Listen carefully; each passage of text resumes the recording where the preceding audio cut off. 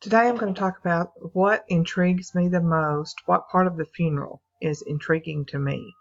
The part as of late that intrigues me the most of a funeral is the disposition of the body or the disposition of the cremains.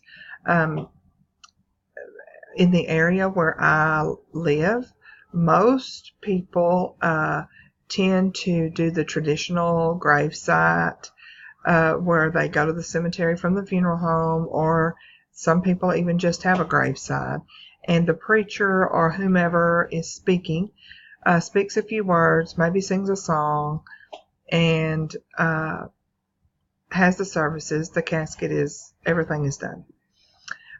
Sometimes the military takes a part in if it happens to be a military funeral, and those to me are moving.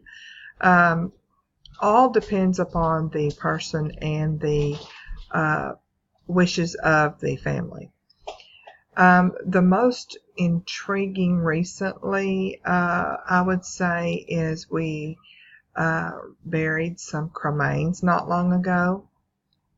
The priest spoke over the cremains, spoke to the family, and read a scripture out of Psalms in the Bible.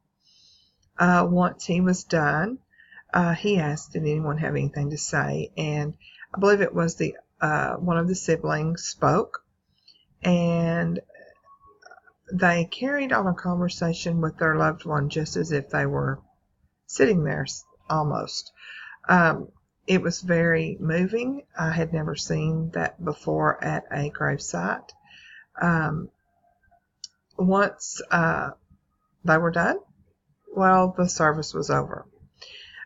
Then we have had a burial of a small infant, and I had never seen where they went ahead and lowered the casket into the ground.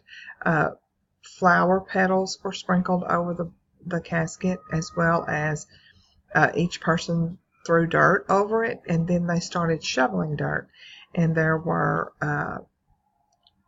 men from the family that did this, and there were some ladies, some women that did it, and they pretty much completed filling up the grave where the casket was. Once the grave was almost filled, then the groundskeeper finished topping off the grave and fixing it as it should be. In our area, the disposition of the body can be done in numerous ways, and in this day and time, people are sometimes going away from the traditional way that we were raised or brought up, and doing different things on their own, and I find this to be intriguing.